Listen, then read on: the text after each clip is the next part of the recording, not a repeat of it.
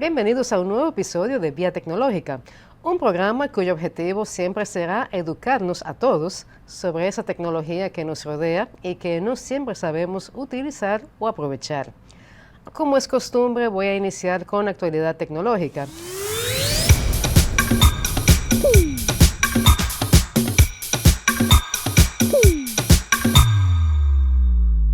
Y dentro de la actualidad tecnológica voy a iniciar con una noticia breve y que podemos decir que se veía venir. Quizás ustedes recuerdan que hace un par de semanas les mencioné el caso de unas renuncias que se dieron en OpenAI. Y recordemos todos que OpenAI es la compañía líder en cuestiones de inteligencia artificial. En ese entonces, una de las renuncias que más llamó la atención fue la de Mira Murati, quien se desempeñaba como jefa de tecnología en esta compañía. Algo que ella mencionó en esa ocasión, esto fue en la plataforma X, que es lo que se conocía anteriormente como Twitter, fue que ella agradecía el tiempo que estuvo dentro de OpenAI, pero que ella también quería hacer el tiempo y el espacio para hacer sus propias exploraciones en el espacio de la inteligencia artificial. Tomando en cuenta este comentario que ella hizo, no debería de sorprender a nadie entonces lo que ocurrió después. En estos días ha sido noticia que ella está buscando financiamiento para una nueva startup de inteligencia artificial. No hay detalles acerca del nombre, lo que sí se sabe es que esta sería una compañía que ofrecería soluciones de este tipo en base a modelos propios. Ella está buscando recaudar $100 millones para que tengan una idea.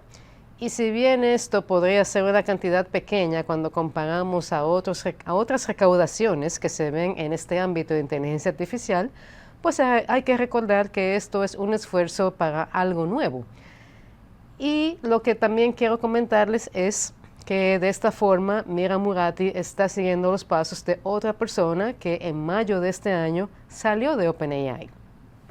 Ustedes quizás recuerdan el nombre de Ilya Sutskever, siendo esta una de las personas que fue de los que causó el incidente en noviembre del año pasado, cuando Sam Altman, el CEO de OpenAI, pues fue despedido para luego ser reinstaurado 4 días después.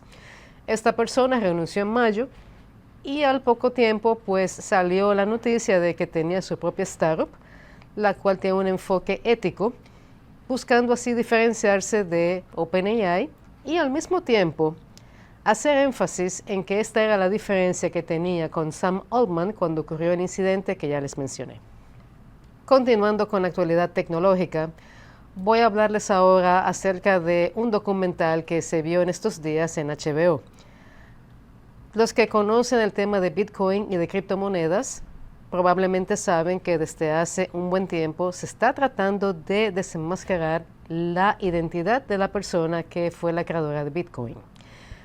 Para quienes no conocen tanto esta historia, es interesante saber que Bitcoin es algo que data del año 2008. Y la persona o el grupo de personas al que se atribuye este invento se hace llamar Satoshi Nakamoto. Esto no es un nombre propio. Esto, como ya mencioné, puede hacer referencia a un individuo o a un grupo de personas. Y eso es lo que desde el año 2010 se está tratando de determinar. Esto ocurre así porque en diciembre de ese año 2010, Satoshi Nakamoto simplemente desapareció de Internet. No ha habido más rastro de él y por eso hay una especie de persecución para saber quién es la persona detrás de ese nombre. A lo largo del tiempo, se han identificado a varias personas, o más bien se han señalado a varias personas como que son Satoshi Nakamoto, pero cada una lo ha negado. Incluso una de estas personas se suicidó en el año 2011 y la viuda ha tenido que dar declaraciones constantemente de que esa persona no era Satoshi Nakamoto ni tuvo que ver con la creación de Bitcoin. El más reciente intento es el documental que les menciono, que está en HBO y que fue estrenado el 8 de octubre. En este documental se menciona a Peter Todd como la persona que supuestamente sería Satoshi Nakamoto. Y Peter Todd es un desarrollador canadiense que inicialmente se mostró fastidiado por esta asociación con Bitcoin, pero luego, porque esto es algo que causa furor cada vez que sale el tema, tuvo que esconderse, porque hay una presión increíble que se monta sobre estas personas que se presume que son Satoshi Nakamoto o que tuvieron que ver con la creación de Bitcoin. Una pregunta que siempre sale al aire cuando se da este tipo de situaciones es ¿cuál es la relevancia o cuál es la importancia de revelar la identidad de Satoshi Nakamoto? Depende de a quién se le pregunte, porque hay quienes dicen que esto realmente no aporta nada.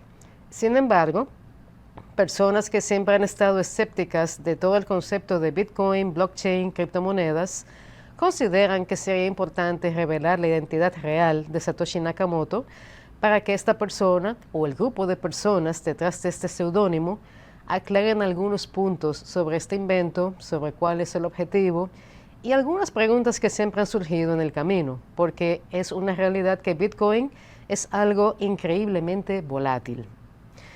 Pero también, más importante aún, es el hecho de que ahora que hay países, como es el caso de El Salvador, que han decidido abrazar este tema de Bitcoin como algo para su economía, pues es bueno que sí haya ese respaldo de la persona que está detrás de todo esto para que responda a cualquier duda e incluso que sirva, en cierto modo, de garante a una aventura que para muchos es sumamente arriesgada.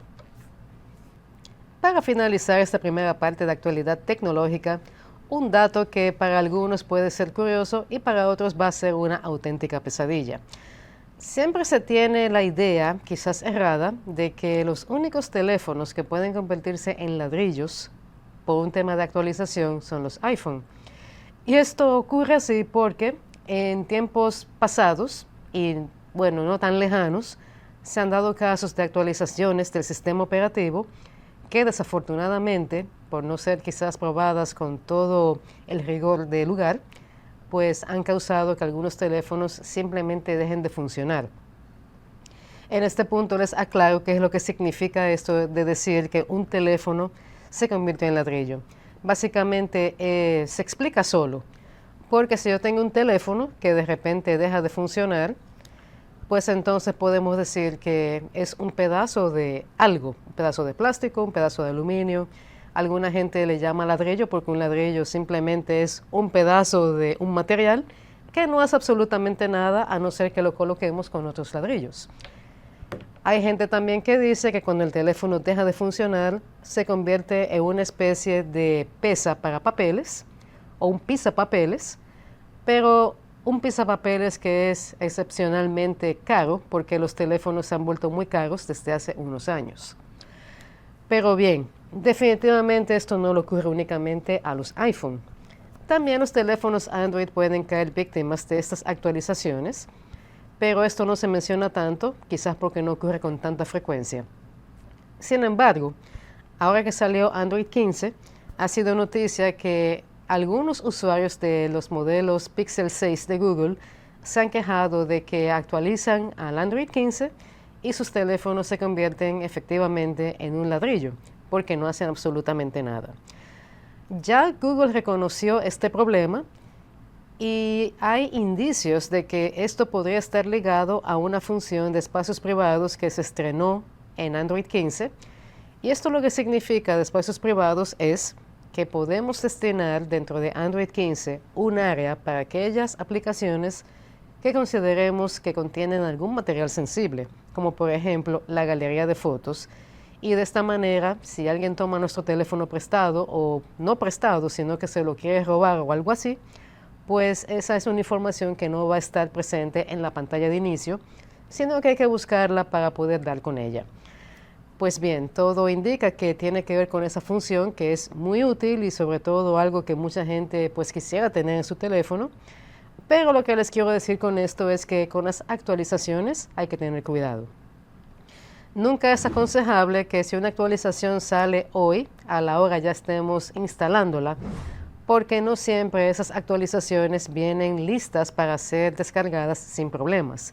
Siempre es bueno esperar a que algunas personas se aventuren y si vemos que no hay tantas quejas o que no hay incidentes, pues usualmente es una buena señal de que podemos podemos bajar la actualización sin ningún problema. Los ciberataques, al igual que los engaños online, están a la orden del día. Y esto es algo que a ninguno de nosotros nos debe de tomar de sorpresa porque es un tema constante, no solamente en este programa, sino en cualquier programa que veamos que sea de tecnología o incluso en cualquier sitio online que visitemos y que esté dedicado al tema de la tecnología. Pero bien, ¿qué ha pasado en este 2024? Ahora que está el año llegando a la recta final, pues este es el momento en que se sacan muchas conclusiones y se sacan también muchas estadísticas que son de interés. 2024 podríamos decir que ha ido marcando un récord en lo que viene siendo la cantidad de registros afectados por ciberataques. Y con esto lo que se está diciendo es que los registros sobrepasan los 1.000 millones. Realmente este ha sido un año que ha sido bastante prolífico en ataques de cierta envergadura. Y aquí puedo mencionar casos como el de Ticketmaster, donde los datos sensibles de 560 millones de personas se vieron expuestos. Algo importante que tengo que mencionar aquí es que esta exposición de esos datos no fue culpa directa de Ticketmaster, sino de su proveedor de soluciones en nube, que en este caso es Snowflake. Y resulta que Snowflake fue una situación bastante grave que ocurrió a mediados de este año, porque no fue solamente Ticketmaster, uno de sus clientes, que se vio afectado, sino 165 de sus clientes. Y entre esos clientes también se encontraba AT&T, que es una compañía de telecomunicaciones bastante conocida. En el caso de AT&T no fue solamente un ciberataque que tuvo en este año, sino dos. Ya les comento que uno de estos ciberataques tuvo que ver directamente con Snowflake. Y en el caso de Snowflake, la manera en que los hackers pudieron entrar a los sistemas fue a través de contraseñas robadas. Aquí voy a hacer una parte porque el tema de las contraseñas siempre se ve como uno de los eslabones más débiles en lo que es la seguridad de cualquier compañía o incluso de cualquier casa u oficina individual. Siempre se le dice al público que hay que evitar tener contraseñas que sean fáciles de adivinar, porque una de las formas más comunes que tienen los hackers de tener acceso a esas contraseñas es utilizando algunos mecanismos de fuerza bruta, donde se adivinan las contraseñas mediante combinaciones múltiples de letras, palabras y otros elementos. Esto quizás no sea tan fácil, por lo menos no en papeles, pero hay algunas herramientas que facilitan esto y por lo tanto evitar contraseñas como 123, password, contraseña o incluso que contengan datos que sean fáciles de adivinar como el nombre de nosotros, la fecha de nacimiento o cualquier dato que sea relevante a la persona cuya contraseña queremos adivinar. Saliéndonos ya del paréntesis, retomamos el caso de los hackeos. Snowflake fue víctima de esto, le robaron algunas contraseñas y aquí también es importante mencionar que no debemos nunca de guardar contraseñas en aplicaciones de notas porque esto también es vulnerable. Para esto hay muchos mecanismos que podemos explorar, pero ya ese es tema para otra conversación. Continuando con los hackeos de este año 2024, ya les mencioné Ticketmaster y AT&T. Lo otro que le ocurrió a AT&T fue por vía de un ransomware, es decir, que vino un hacker y secuestró algunos datos. Y esto fue algo que ocurrió en el 2022, solo que se vino a reportar en este año. Resulta que en algún momento vino un hacker, hizo un secuestro, tomó alguna muestra de esos datos y los publicó parcialmente en la dark web, pero esto no tuvo mucha consecuencia. Ahora vino la noticia de que AT&T le pagó a este hacker con tal de recuperar esos datos, y esto fue algo muy criticado porque no hay ninguna certeza de que AT&T haya recibido toda la información que fue secuestrada, y tampoco hay garantía de que esa es la única copia en existencia. Por lo tanto, este es un problema que más tarde puede venir a dar alguna sorpresa desagradable. Pero bien, es importante tomar en cuenta que ransomware es precisamente como suena. Se pide un rescate luego de que se secuestra un sistema. Y nunca se recomienda pagar al hacker por lo que ya les mencioné. Otro hackeo de importancia en este 2024 tuvo que ver con el sector salud en Estados Unidos. Una compañía de esas que se dedica a ser intermediaria entre pacientes, clínicas, aseguradoras, farmacias y otros jugadores que están dentro del sector salud, se vio afectada por no contar con una protección de autenticación de multifactor. Ahora que menciono autenticación de multifactor, recuerden ustedes que un consejo constante en temas de seguridad es que se activen esos mecanismos que tenemos en WhatsApp, por ejemplo, o en otras redes sociales de autenticación de 2 factores. Porque si bien esto no es perfecto, usualmente sí es efectivo en reducir la cantidad de intentos de ataques que podemos recibir. Y aquí están viendo ustedes un ejemplo importante de por qué esto se debe de hacer. La compañía afectada aquí se llama Change Health Systems y es increíble lo que pasó aquí porque se considera que prácticamente la mitad de los pacientes de salud de Estados Unidos se vieron afectados por este hackeo, cuyo alcance todavía no se conoce del todo y cuyas consecuencias tampoco se han visto por completo. Para finalizar, un dato que es un tanto curioso. Hay un mandamiento en Amazon de que los empleados retornen a la oficina a partir de enero del 2025. Y esto es algo que ha sido tomado con mucho rechazo por quienes trabajan allí. De hecho, hay un sitio llamado Blind, que es algo así como una plataforma laboral anónima, donde se hacen encuestas, se hacen análisis de este tipo de temas y hay conversaciones también.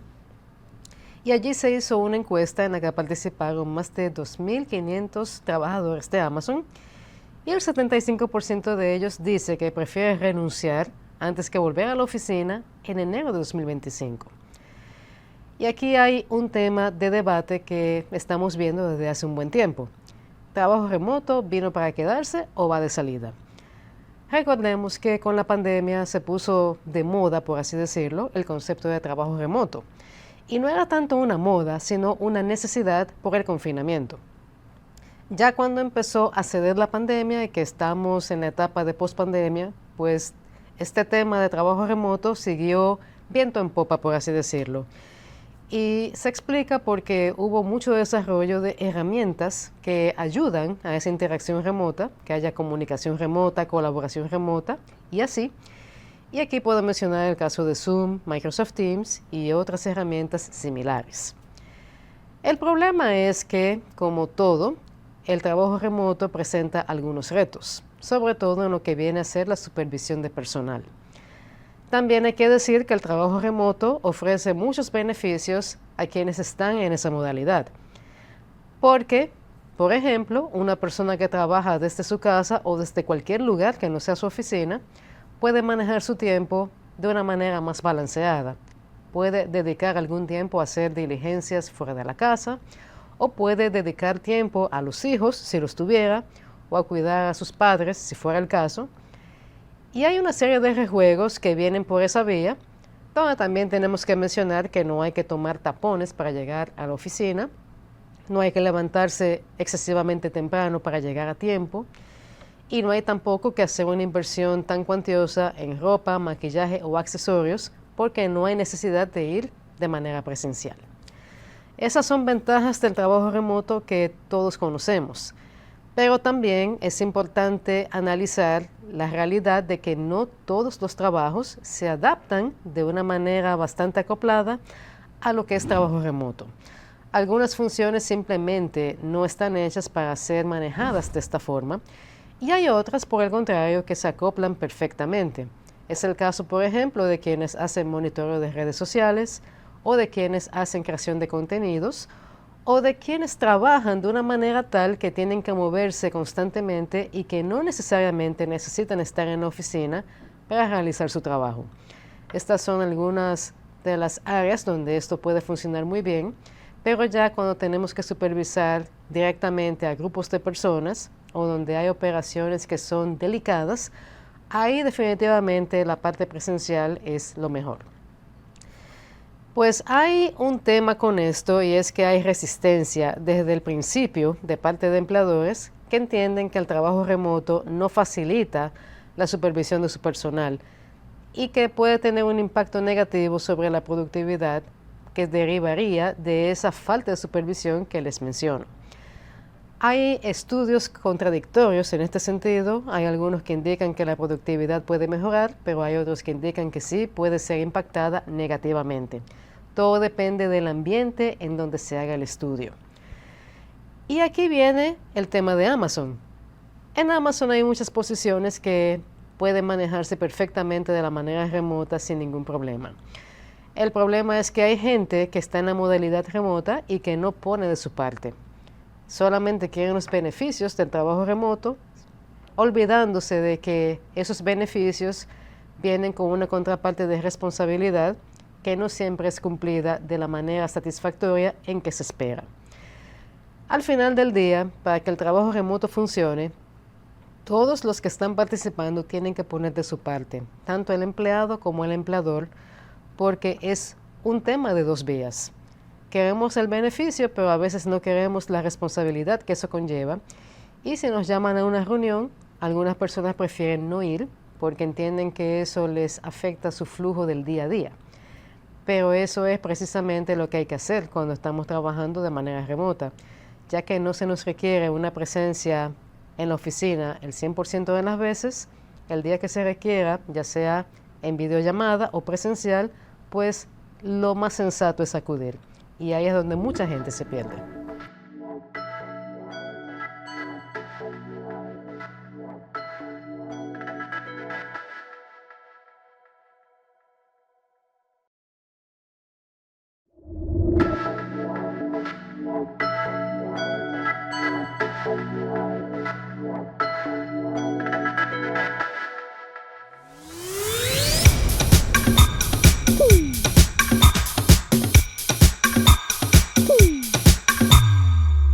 Estamos de regreso en Vía Tecnológica y le damos la bienvenida a Antonio Gómez Zamora, quien es socio gerente en RenPower, una consultoría de energía renovable, aquí al Rincón del Experto. Bienvenido, Antonio.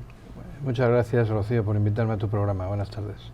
Bueno, ya es la segunda vez que vienes por aquí y vamos a seguir hablando de energía renovable, pero desde un punto de vista que para muchos quizás va a ser un tanto intrigante, porque se habla mucho del potencial de la basura para sacarle provecho y generar energía.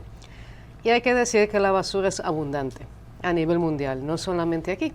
Y menciono el caso de nosotros, de República Dominicana, porque ciertamente andando por las calles vemos mucha basura, pero no significa que este sea el único país con ese problema. Así que hablemos un poco de cuál es la situación con los residuos urbanos que son sólidos, porque eso es basura al final. Bueno, como bien dices tú, es un problema global. En el año 2020, en el mundo se generaron 2.2 billones de toneladas de residuos sólidos urbanos. Y se estima que en el 2050 se generarán unos 3.7. Eso equivale a un cubo de 2.2 kilómetros de largo por 2.2 kilómetros de ancho y por 2.2 kilómetros de alto, para que nos hagamos una idea de lo que puede ser en volumen, ¿no? La generación de energía a través de residuos sólidos urbanos es un problema, es una solución a un problema que además se debe enfocar desde dos aristas distintas, no solo la propia generación de energía, sino como una solución a lo que es una estrategia o un procedimiento más grande del manejo y del tratamiento de los residuos sólidos urbanos, ¿no? Después hablaremos un poco de los diferentes tipos de tecnología, pero por centrar el concepto, el waste to energy, o la generación a través de energía a través de residuos sólidos urbanos, es todo aquel aprovechamiento que hacemos de una parte de esos residuos, porque no todo se puede aprovechar para eso, y a través de eso podemos generar o bien energía eléctrica, o bien calor, o bien algún tipo de elemento intermedio que nos permita generar después energía, ¿no? Por supuesto. Sabes que la basura es un problema grande, no solamente porque afea el entorno, sino porque tiene impacto medioambiental también. Y es tan así que vemos que hay desde hace décadas programas de reciclaje. Pero esos programas no llegan a todas partes. Aquí, por ejemplo, el nivel de reciclaje, por lo menos de manera empírica, podemos decir que es reducido. O sea, aquí no hay una cultura fuerte de reciclar. Y en Europa hay algunos países que sí, que incluso le pagan a las personas por reciclar. ¿Qué puedes comentarnos acerca de esto? Mira, has hecho un punto, has aclarado un punto que es fundamental, y es la ventaja que nos lleva Europa en la implantación de políticas de tratamiento de residuos. A día de hoy en Europa hay funcionando 498 instalaciones de generación de energía por medio o a través de residuos sólidos urbanos, mientras que en Estados Unidos tenemos solo 75. ¿Por qué se ha producido? ¿Por qué esta diferencia? Bueno, la generación de energía desde la basura tuvo unos proyectos iniciales en los 90 que fueron de demostración, porque todavía eran tecnologías muy poco desarrolladas y caras, pero a partir de los años 2000 se empezaron a potenciar debido a las políticas bastante agresivas, sobre todo en la Unión Europea, de normativa para el tratamiento, para la separación en origen, para el reciclaje. Es decir, si nosotros tenemos unos residuos en origen que ya separamos en nuestra casa, esos zafacones donde va pues el cristal, el vidrio, el plástico, etcétera, y además mantenemos esa separación durante todo el proceso de traslado de esos residuos a las plantas de tratamiento, ya tendremos gran parte del trabajo hecho. Lo que sea reciclable se puede apartar y lo que sea utilizable para generar energía lo podemos utilizar en el momento sin perder demasiado tiempo y eficiencia en el proceso. A día de hoy empezamos en los 90 con plantas experimentales, en los 2000 comenzamos a implementarlas ya digamos con un carácter entre comillas industrial. Bueno, a día de hoy en el mundo hay 6.500 megavatios de plantas instaladas, de potencia instalada, potencia eléctrica instalada, de los cuales 1.100 ya solo se construyeron en el 2023. ¿Qué quiere decir eso? Eso quiere decir que de los 2.2 billones de toneladas de residuos a nivel global que yo te dije al principio, en el 2020 0,27 billones de toneladas se utilizaron para generar energía eléctrica. En el 2050, de esos 3,7 que te dije al principio, ya se van a utilizar casi 4,7 billones de toneladas. Es decir, del 2020 al 50 vamos a duplicar la cantidad de basura que utilizamos para generar energía. ¿Tú crees que eso se deba a que se está viendo el potencial de la basura como elemento para generar energía? Porque, digamos, la idea quizás no es tan nueva como pudiera parecer, por lo menos yo he leído de esto hace un buen tiempo, pero una cosa es la teoría y otra cosa es la implementación, que es lo que estamos discutiendo aquí. No sé hasta qué punto sea cierto que inicialmente no se le daba quizás tanta importancia a ese aprovechamiento como se le está dando ahora. ¿Cuál sería tu opinión al respecto? Hay un aspecto que es fundamental y que además lo encontramos en infinidad de procesos, que es el desarrollo tecnológico. Es decir, hemos evolucionado en las tecnologías de aprovechamiento, en las tecnologías de generación y sobre todo en las tecnologías destinadas a la limpieza de los gases de esa combustión. Es decir, la basura, ahora hablaremos de los procesos, de los distintos procesos, pero la basura cuando se quema genera muchos productos que se generan normalmente en una combustión, pero además también genera otros que son potencialmente nocivos para la salud, como por ejemplo las dioxinas. ¿Qué ocurre? Hasta que no hemos tenido tecnologías de filtrado, de limpieza, de captación de todas esos componentes químicos y esas partículas que garantizasen que el funcionamiento de esas plantas no afectaba a la salud pública, que no afectaba no solo a la contaminación y no solo a los gases de efecto invernadero, sino también a la salud pública, pues hasta que no se han desarrollado esas tecnologías suficientemente bien, no hemos alcanzado la madurez como para que esas plantas ya sean escalables, alcancen potencias razonables y se puedan implementar de esa manera. Adicionalmente a eso, como te decía al principio, son fundamentales las políticas que se han adaptado para potenciar el tratamiento, el pretratamiento, la separación de esos residuos, de forma que podamos conseguir que esas plantas sean eficientes. Con un proceso de separación adecuado y con un proceso de, digamos, de separación en origen y pretratamiento adecuados, podemos conseguir rendimientos de esas plantas que van entre el 80 y el 90%. Estamos hablando de rendimientos muy importantes. En pocas palabras, es necesario contar con una cultura fuerte de reciclaje entonces, y eso implicaría el conocimiento de la población respecto a cómo reciclar. Porque, te pongo un ejemplo, en algunos lugares de trabajo, como una forma de impulsar esta cultura de reciclaje, llevan zafacones con diferentes colores y te indican, por ejemplo, este es para plásticos, este es para desechos generales y este es para papel, por poner un ejemplo. El problema es que mucha gente quizás no sabe que no toda botella de plástico quizás califica de ser reciclada. O también que un envase de comida, por ejemplo, quizás cae en la categoría de plástico, pero ese plástico en particular quizás no sea reciclable porque hay muchos tipos de plástico. También leí recientemente que para que un reciclaje de ese tipo sea efectivo, no debe haber partículas de comida. Y hay gente que simplemente termina de comer, deja una parte de la comida y lo bota entero en el zafacón que entiende que es donde va. Yo entiendo entonces, desde ese punto de vista, que posiblemente para que sea factible la utilización, o más bien el aprovechamiento de basura a este nivel de generación de energía, hay que empezar por educar correctamente a la población entonces. Sí, el aprendizaje, la educación de la población es fundamental. Es importante abordar campañas de concienciación, campañas educativas en los colegios, en los centros públicos, porque este es un proceso que no se implementa de la noche a la mañana. O sea, es importante que la gente aprenda a separar en origen, sabiendo cada tipo de basura cómo la tiene que separar.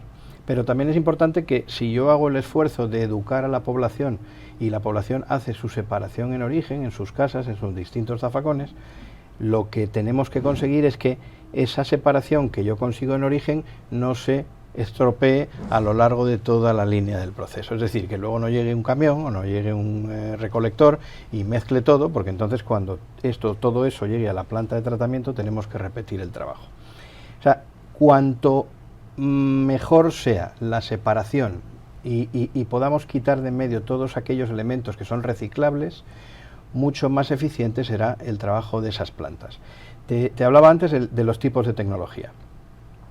Nosotros ahora mismo, en todas estas tecnologías que ya son antiguas, pero que lo que han hecho ha sido ir evolucionando, tenemos fundamentalmente 5 formas de generar energía a través de nuestros residuos. Las 3 primeras son similares, se basan en quemar el residuo, pero quemarlo de distintas maneras. Tenemos por una parte la incineración, que es lo que entendemos todos más como quemar la basura. Nosotros quemamos la basura en una caldera, generamos vapor y ese vapor va a una turbina que a su vez genera electricidad. Es lo que sería pues algo parecido a la central de Punta Catalina, pero en vez de una caldera de carbón es una caldera de, entre comillas, basura, ¿no? Con una serie de mejoras técnicas, porque no es lo mismo manejar el carbón que manejar la basura, y no es lo mismo manejar los residuos de la combustión del carbón que los residuos de la combustión de la basura. Hay un segundo proceso que es la gasificación, es decir, yo quemo esa basura también a temperaturas más bajas que la incineración, pero a diferencia en la incineración yo dejo flujo libre de oxígeno a la caldera, en la gasificación yo controlo el oxígeno. ¿Qué consigo ahí? Ahí consigo un gas de síntesis, ahí consigo un gas que con el proceso de limpieza adecuado lo puedo utilizar en un ciclo combinado, en una turbina de gas y a su vez pues después en una turbina de vapor. El tercer proceso también relacionado con la combustión es la pirólisis. ¿Qué hacemos en la pirólisis? La pirólisis calentamos esos residuos a mucha más alta temperatura que la gasificación y que la incineración, sin presencia de oxígeno, nada de oxígeno. ¿Qué producimos ahí? Ahí podemos producir gas de síntesis, pero también unos aceites que son similares a gasóleo, que podríamos utilizar como una especie de biocombustible mezclado con combustible originario del petróleo, y también un subproducto que es algo similar a lo que podría ser un carbón. Es decir, estamos obteniendo productos que son que tienen ya un contenido energético per se y que también podemos utilizar después en otro tipo de subprocesos, además de la generación de energía. Hemos visto los tres primeros, que están basados en quemar, entre comillas, la basura. El siguiente, digamos que por abundancia en lo que son las plantas instaladas, sería la digestión anaerobia de esos residuos. ¿Qué hacemos ahí? Ahí lo que hacemos es, dejamos que se descompongan esos residuos sin oxígeno, y lo que hacemos es generar un biogás. Es algo similar a la gasificación. Lo que pasa es que en el caso de la gasificación el proceso es químico, en el caso de la digestión anaerobia el proceso es biológico. Y luego, por último, es el procedimiento, digamos, más antiguo, que lo llevamos viendo muchos años en los vertederos, que es la captación directa del gas de vertedero. Es decir, yo inyecto una serie de tuberías en un vertedero a cielo abierto y consigo captar el metano y el gas de descomposición que está en las capas inferiores de ese vertedero. Digamos que ese es el proceso menos evolucionado tecnológicamente, con menos rendimiento, con, digamos, también menos, entre comillas, cuidado por el medio ambiente, pero bueno, se ha venido utilizando durante mucho tiempo y también tiene una utilización razonable y una utilización significativa, ¿no? O sea, que esto podría ser incluso un complemento para soluciones ya existentes de generación de energía. Sí, pero yo vuelvo al concepto del principio. En este caso no podemos ver la generación per se, es decir, la generación no tiene sentido por sí sola. Si nosotros queremos generar a partir de residuos, es un proceso que solo no va a ser rentable económicamente. Tiene sentido cuando se integra, y ahí pues puede ser interesante una asociación público-privada, cuando se integra en todo el procedimiento asociado al tratamiento global de los residuos sólidos urbanos. Eso hace bastante sentido. Y algo que llama la atención, Antonio, es que sabemos que hay algunos países que han estado explorando esta forma de generar energía por algún tiempo, y me gustaría que nos hablaras un poco al respecto. Sí. Como comentábamos antes, la potencia global instalada en el mundo a día de hoy supera los 6.500 megavatios. Es una cifra similar a la potencia eléctrica instalada en un país total como la República Dominicana, ¿no? Quiero decir que en lo que es la matriz energética de cualquier país, alguien podría decir, no, es que el porcentaje de participación es muy pequeño. Bueno, sí, es pequeño, pero estamos resolviendo un problema muy importante, porque nos estamos quitando, o sea, estamos dejando de tener descontrolada una cantidad de basura muy grande, y además le estamos aportando un valor porque generamos energía, y esa energía pues puede suplir o bien procesos industriales o viviendas o colegios, hospitales, lo que sea, ¿no?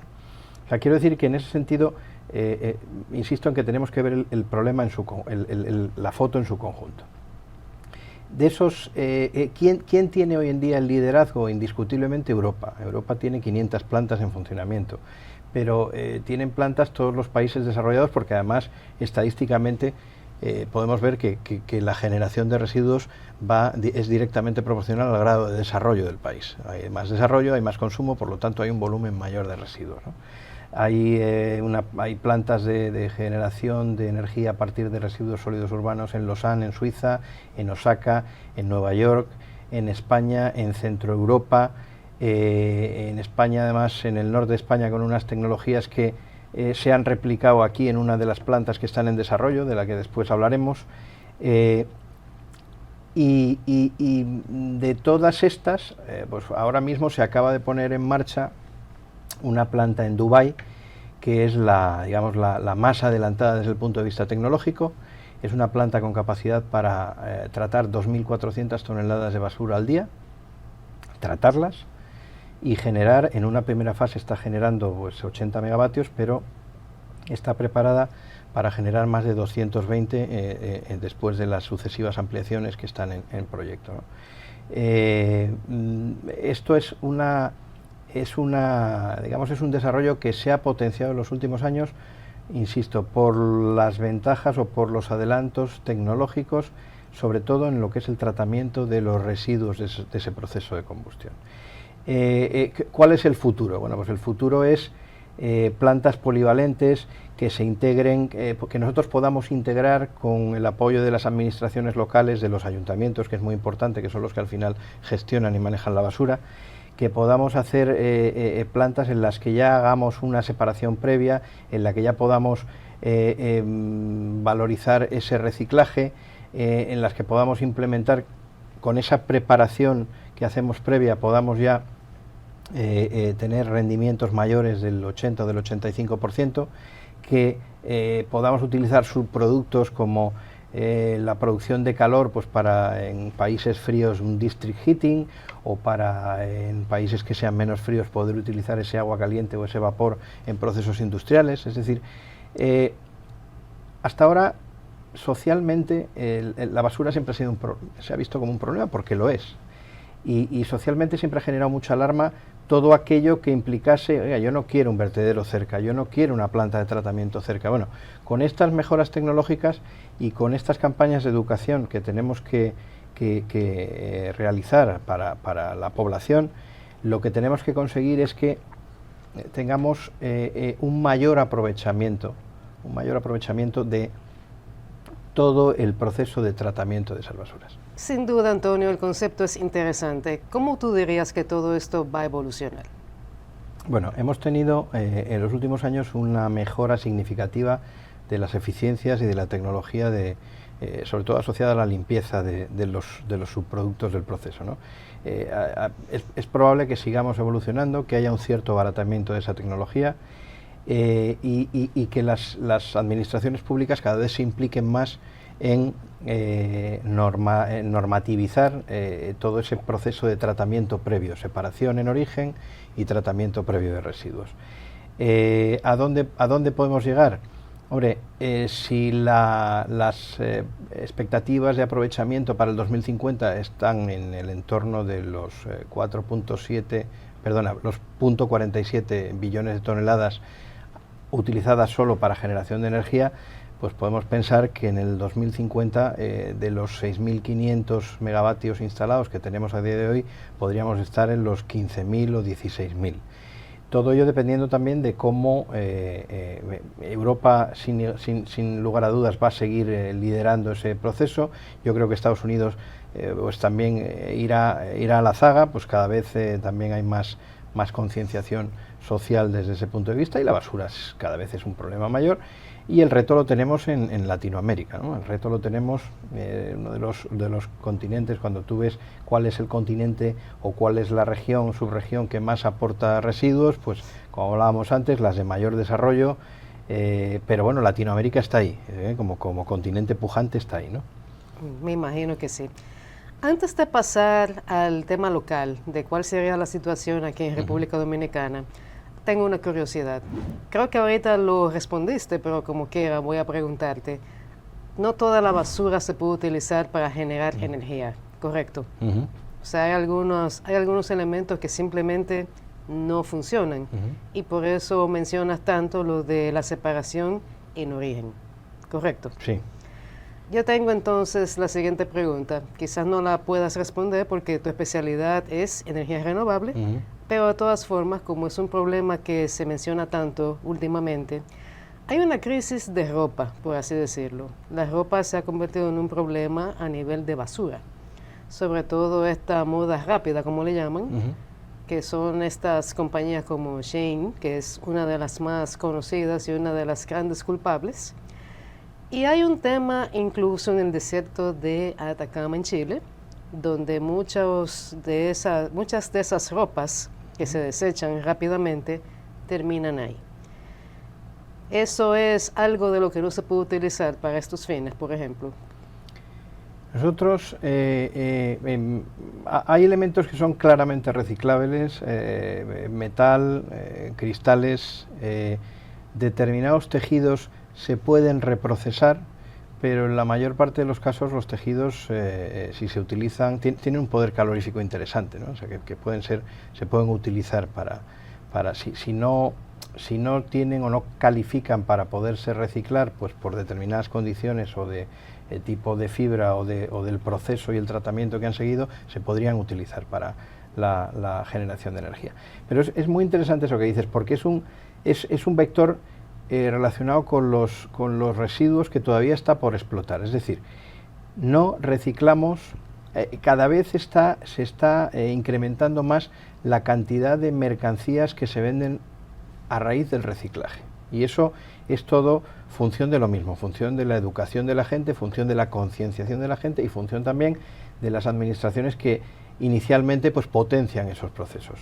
Pero ahí tenemos mucho camino todavía por recorrer, es decir, de todos los bienes y todas las mercancías que se venden, todavía hay un potencial muy grande para poder aprovechar el reciclaje en la fabricación de esas mercancías renovadas.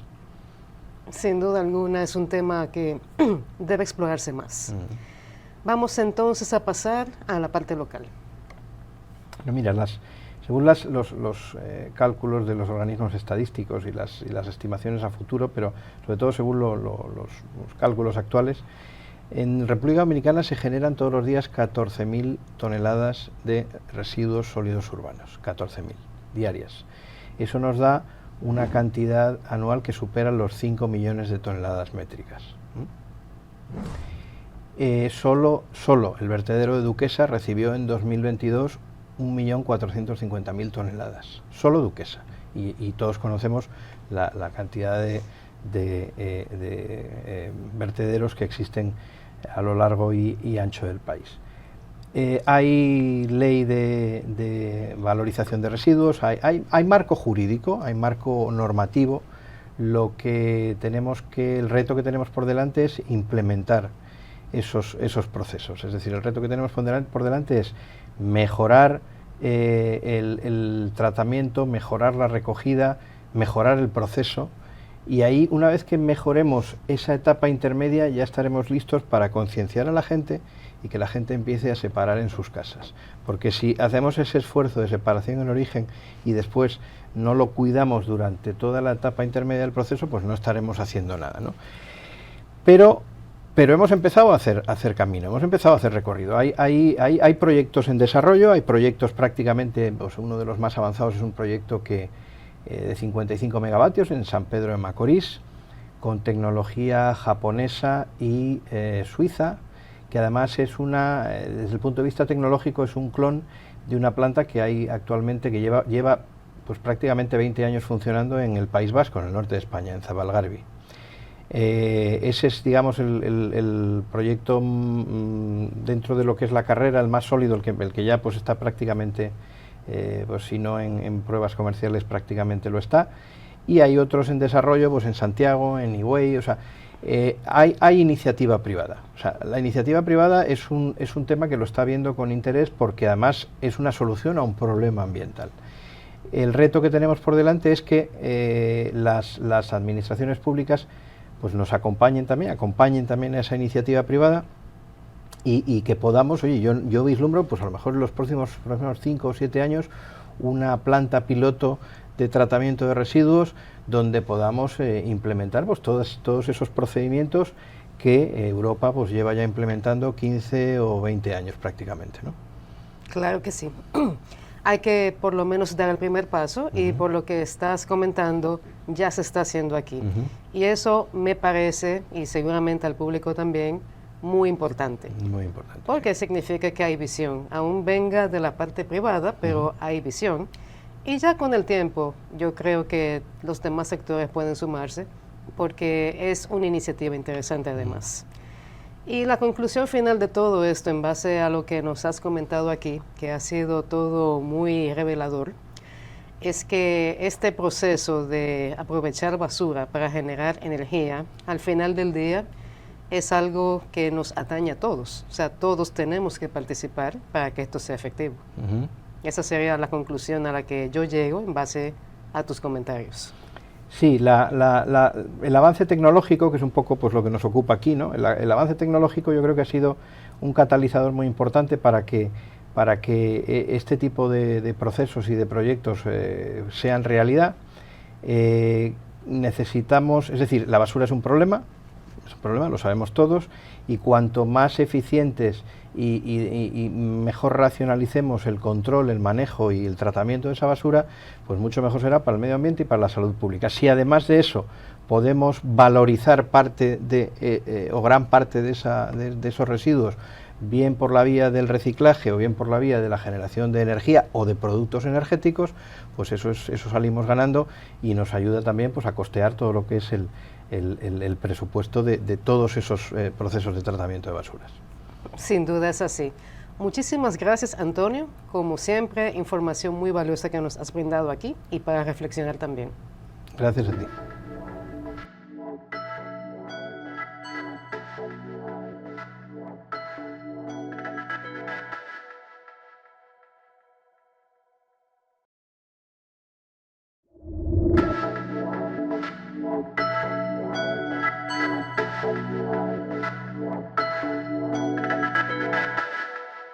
Luego de el interesante tema que tratamos con Antonio Gómez Zamora en el Rincón del Experto, vamos a pasar a Ritmo Tecnológico Local, donde veremos lo que estuvo presentando Samsung en el evento AI Wash que realizó en Downtown Center.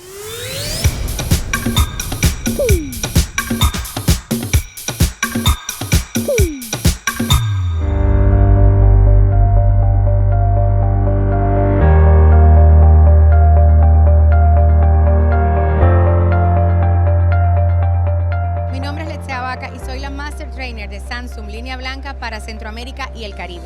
Y hoy quiero hablarles de nuestra nueva innovación, de este producto que estamos lanzando en el mercado dominicano, la Bespoke AI Laundry Combo. Es un combo de lavado y secado en una sola unidad, que lo vemos de este lado, donde nosotros estamos teniendo ciclos sumamente rápidos de lavado y secado. Tenemos una solución de 98 minutos, que es el Super Speed. Adicionalmente, una pantalla LCD de 7 pulgadas, por donde puedo tener acceso a escoger los ciclos de lavado, los ciclos de secado, pero también entretenimiento. Trae incorporado YouTube, Spotify, galería de fotos, navegación por internet. Así que mientras hago las tareas del hogar, puedo también estar escuchando música, escuchando algún podcast o incluso viendo cualquier parte de mi serie favorita desde YouTube.